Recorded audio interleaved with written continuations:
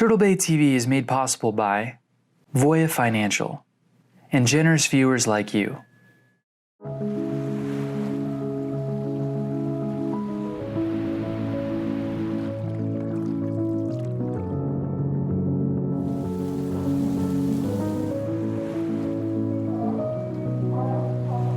Water.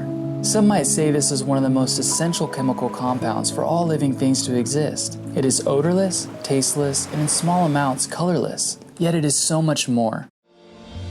Simply composed of hydrogen and oxygen, water can take form in a solid, liquid, or gas state, making it very versatile. Here in Northern California, clouds, rain, snow, hail, and ice are just some of the ways water exists around us. From space, Earth is seen as a beautiful display of mostly blue with green mixed in. The vast ocean, rivers, lakes, and streams make up 3/4 of the Earth's surface. It is no doubt that water surrounds us and pushes life forward. Out of all the blue covering Earth's surface, only a small amount of water is available for human use and consumption.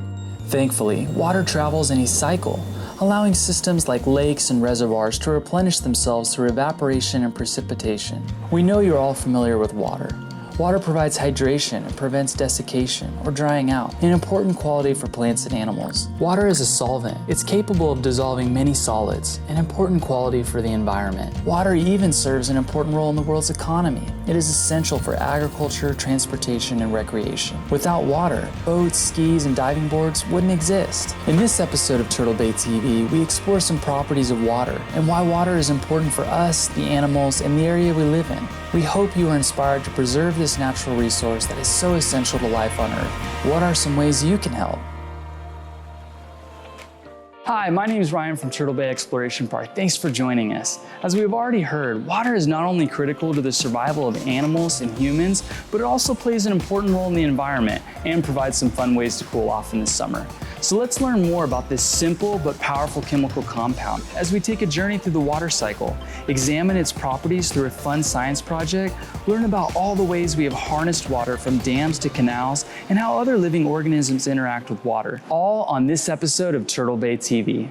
Welcome to Turtle Bay TV, your personal virtual experience of everything Turtle Bay Exploration Park has to offer, including animals. Daintree is a jungle carpet python. Distance learning. Oh, 36 pennies. Horticulture. Today we're in the nursery. Exhibitions and more. Welcome to the vault. To inspire wonder, exploration, and appreciation of our world. Now let's jump into this episode of Turtle Bay TV.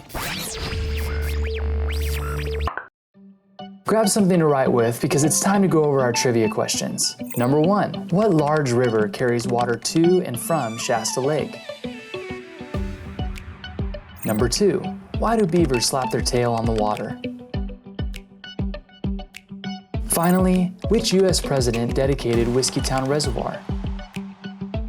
Listen close and write down your answers, and we'll go over them at the end. And keep an eye out for light bulbs. It means an answer's coming up at any moment.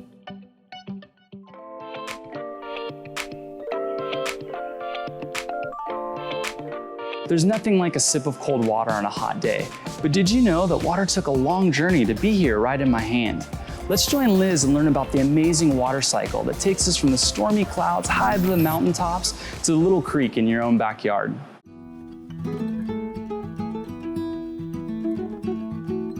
Hi everyone, my name is Liz. I'm an educator here at Turtle Bay Exploration Park, and today we're going to be exploring the water cycle using our amazing watershed here in Northern California.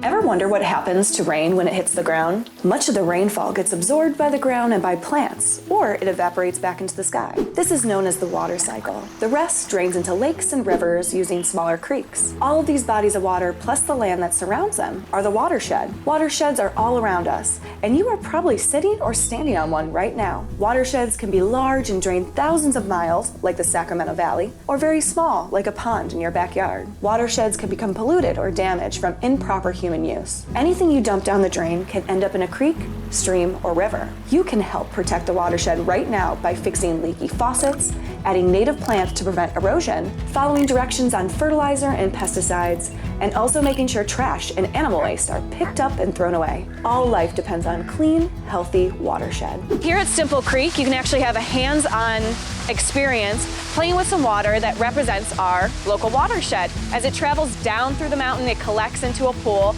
and you can actually create your own dam here, similar to our Shasta Dam. Stimple Creek shows us the movement of water from Mount Shasta to Shasta Lake and the Shasta Dam via the Sacramento River. Guests can get their hands wet as they watch the water carry materials from upriver towards the water wheel. Pieces can also be used to create the dam and slow the water movement. This interactive model gives us an appreciation of our natural world. Hopefully you learned a little bit about the water cycle and how water actually moves through your backyard.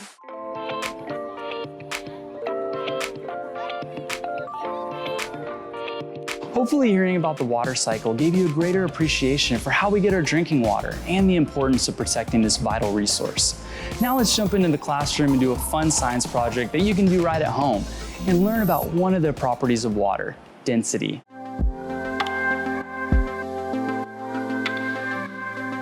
Hi everyone, my name is Lorinda and I'm an educator here at Turtle Bay Exploration Park. Today, we're going to create a saltwater density straw. Some materials you may need: salt, food coloring, a spoon, some clear straws, 6 containers. It would be great if the containers had some sort of measurement on them. Some labels, so some masking tape and a marker would be great.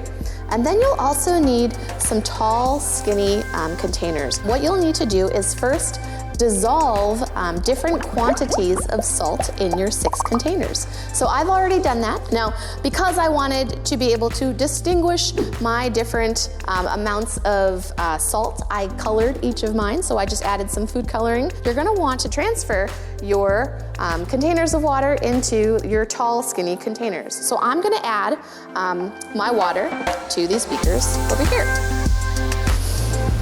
Okay, so now we're ready for our experiment. So you're going to be using a straw like this one to create your saltwater density straw. You're going to be using a very technological move using your hand.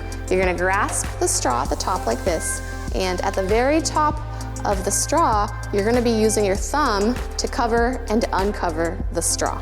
Okay?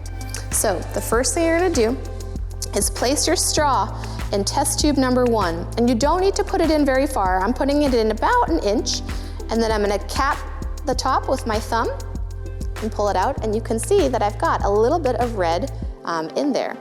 Next, I'm gonna put it in my test tube number 2, and I'm going to put the straw in so that it covers the red, so it goes deeper than the first one. I'm gonna uncap and cap really fast. And I picked up some orange. Now I'm going to do the same thing in the yellow.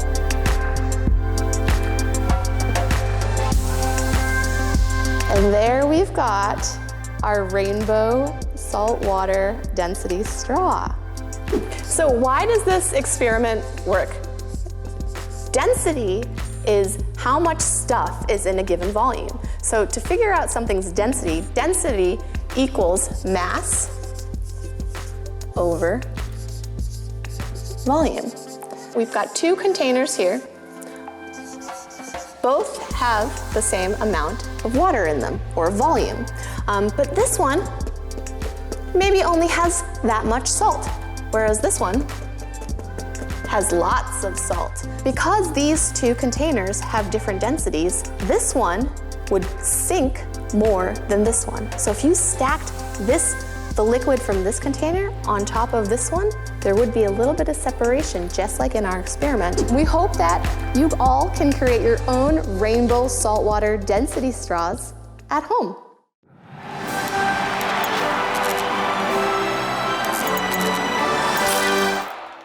Shasta Dam is the 2nd largest concrete dam in the United States, stands 602 feet tall, like a 60-story building, and contains enough concrete to make a sidewalk that would wrap all the way around the world at the equator. Shasta Dam is an icon of the North State and a very special tourist attraction in the area. We get visitors from all over the world that come here to want to see Shasta Dam and the amazing things that it does. Shasta Dam is an amazing facility, and on the tour here you'll be able to see and learn a lot about why and how Shasta Dam operates and the effect that it has. It's not just here in the North State. but the water behind Shasta Dam actually helps grow 2/3 of the nation's food supply. On the tour, you'll have a chance to walk across the top of this amazing facility, go down the elevator and over to the power plant where you'll see the generators and learn about how the dam was built and how it operates today and how it helps manage the water and power needs of the Northern California area. Come check out Shasta Dam, a famously Redding icon.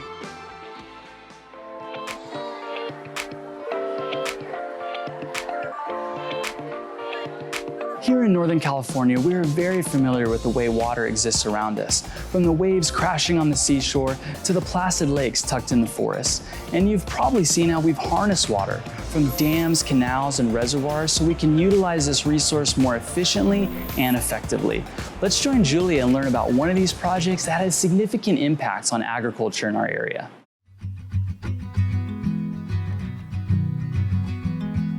Hi, it's Julia, your Curator of Collections and Exhibits here at Turtle Bay Exploration Park, and today we're going to talk about important water projects here in the North State. Here in Redding, when we talk about controlling water, we usually look at Shasta Dam or Whiskeytown Dam or any of the other big Central Valley Water Project dams. But there's another project, decades older than any of those dams, that runs right through town and has had a lot of impact. I'm talking about the Anderson-Cottonwood Irrigation District Dam and Canal, otherwise known as the ACID. In 1914, the Shasta County Board of Supervisors voted to create the now 33,000-acre irrigation district to supply water to farmers south and west of the Sacramento River, as well as land in Churn Creek Bottom and the Stillwater Plains on the east side of the river. Construction began in 1916. In July 1917, the first water was let into the canal, which at that point was only 14 miles long, at a cost of about $1.225 million. That's about $30.45 million in today's dollars. By May of 1918, the main canal was flowing along its entire 35-mile length, irrigating the previously dry landscape through a complex series of lateral ditches all the way to Cottonwood. Most of the main canal runs on the surface, but portions are piped underground. They chose to take the water from the Dieselhorst Ranch, which deeded water rights to the district. The project created two unintended side effects, one fantastic and maybe one not so much. When the flashboards go in and the dam is created, the river backs up behind the dam into what's called Lake Redding. Now, for decades, that became Redding's swimming hole. Now, when the Sacramento River's flow and temperature were changed after Shasta Dam was complete, it was no longer warm enough to swim. The other unintended side effect was malaria. It created a lot of standing water, there was seepage through the canal, and a lot of people started growing rice, which meant there was a lot of water for Anopheles mosquitoes to breed in. Just 1 year after the project, in 1919, over 50% of the people in the district had malaria, and the Shasta Board of Health was required to spend $10,000 fighting both the mosquitoes and the disease. The original water rights deed allowed for the diversion of 290,000 acre-feet per year at a rate of 400 cubic feet per second. This is a cubic foot. An acre-foot of water is about 326,000 gallons. It's the amount of water it takes to cover a football field 1 foot deep. You can learn more about the ACID and other water projects in our area here in the Dam to Bridge exhibition sponsored by Dignity Health and out across our campus.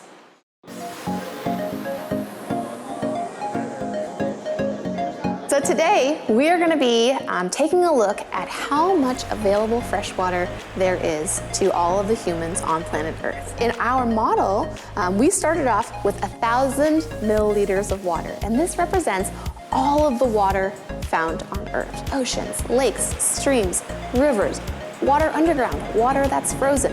This 30 milliliters of water represents all of the fresh water. What we have left are 970 milliliters or so. We're gonna add a little salt because this represents all of the salt water on Earth. We're gonna pour out just about 6 milliliters, which is what I have here. We're gonna take the balance, the 24 milliliters, and we're gonna stick it in some ice because that is the amount of fresh water that is frozen. This 6 milliliters of water, this is fresh water, but this water is unavailable. We are not able to use it. It could be underground, it could be polluted. What we have left is this. Listen carefully. That single drop of water is how much available, fresh, potable water we have on Earth. There are different methods that we can take to conserve water here on Earth, whether that's turning off leaky faucets or making sure we don't water our gardens every single day so that our one drop in a bucket is enough for everyone to use.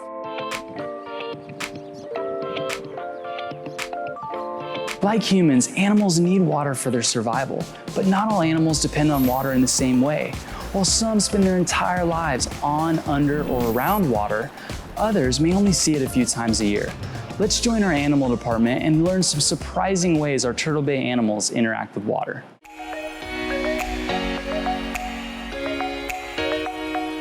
I'm Sharon Clay, Curator of Animal Programs here at Turtle Bay Exploration Park, and today we're talking about water. All living things require water. When we look at an animal like a beaver, we usually think of them as living in the water, but beavers are actually semi-aquatic.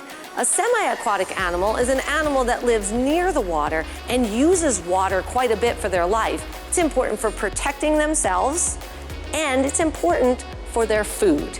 So beavers use water for protection, and one of the main ways is by going into the water to escape predators. Not only do they go quickly into the water, they also will slap their tail on the water, which not only warns other beavers of danger, but can also be quite startling to that predator as well. So a beaver's lodge is built with an opening on the bottom.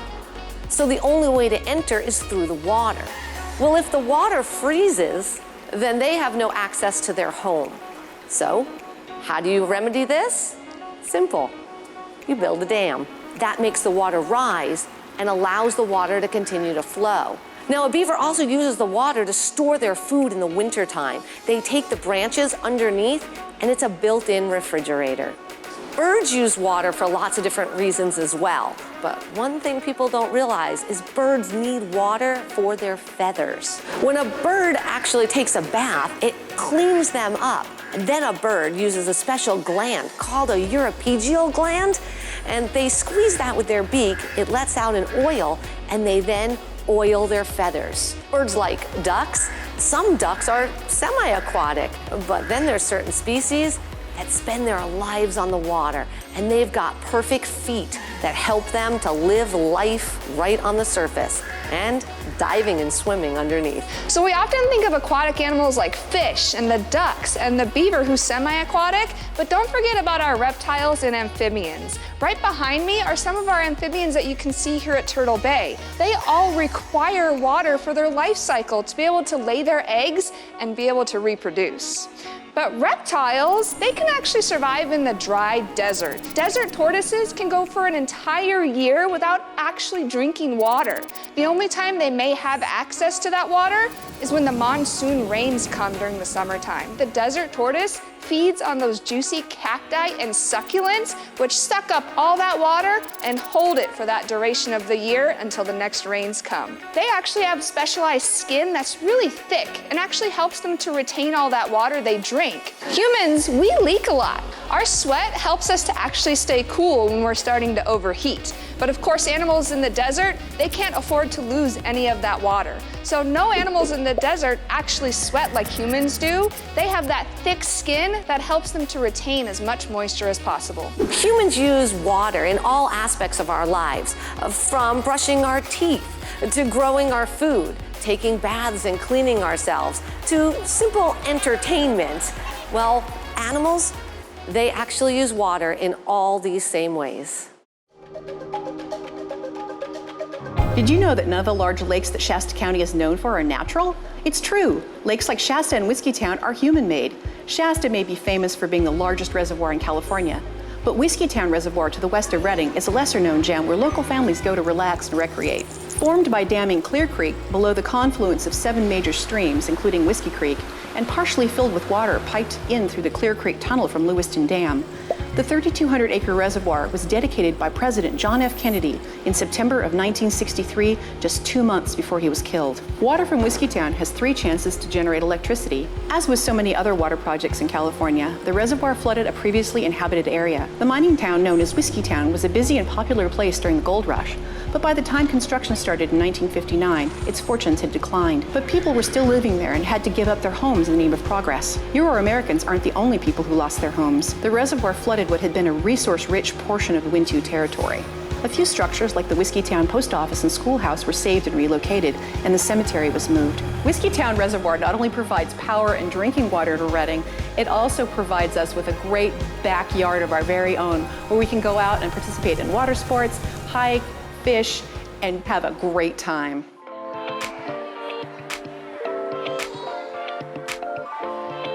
Like animals, plants are equipped to survive in certain environments. While some trees and plants need a steady drink of rainwater, others can go much of the year without it.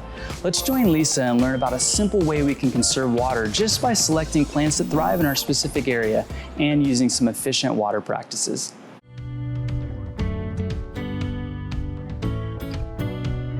Hi, I'm Lisa Endicott. I'm the horticulture manager here at Turtle Bay, and today we're talking about water and specifically about saving water in your garden. If you look around this section of our nursery, this section is all drought-tolerant plants, plants that thrive with very low water. I am standing in front of Centaurea gymnocarpa, which is also called velvet Centaurea.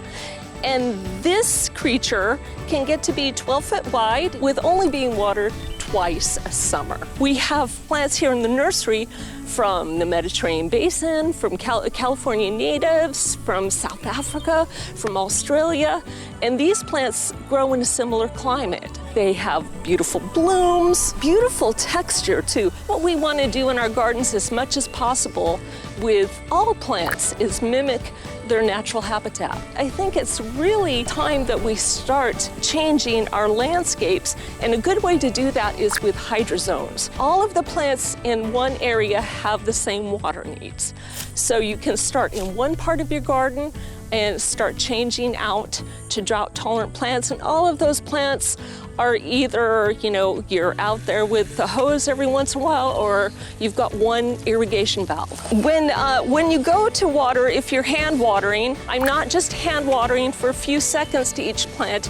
I actually count to 30. So you want to get the water down to the roots of the plant. The water just barely penetrates the surface. It evaporates very quickly. Hose and sprinkler in an hour will use 1,020 gallons of water. And if you do that just 3 times a week, that's over 12,000 gallons of water, because you're watering a lot of bare ground, a lot of weeds. If you want to do a drip line, I would go with this subsurface drip line. So there's no evaporation that happens. And this works very well throughout the summer. We do have a couple of lawn spots, they're pretty small. This is underneath the lawn, and the lawns are nice and green and beautiful. Really save a lot of water with these. So when you plant drought-tolerant plants, you are saving yourself a lot of maintenance, a lot of money on your water bill, and you're planting plants that are happy in our climate. Well, that brings us to the end of our episode. Let's see if you got the correct answers to our trivia questions. Number 1, the large river that carries water to and from Shasta Lake is the Sacramento River. Number 2, beavers slap their tail on the water to scare off predators and warn other beavers of danger. Finally, the U.S. president that dedicated the Whiskeytown Reservoir was President John F. Kennedy. Thank you for joining us. Turtle Bay is a nonprofit organization supported by generous viewers like you. Please visit turtlebay.org/donate to support all our wonderful programs that help you explore our world. Until next time on Turtle Bay TV.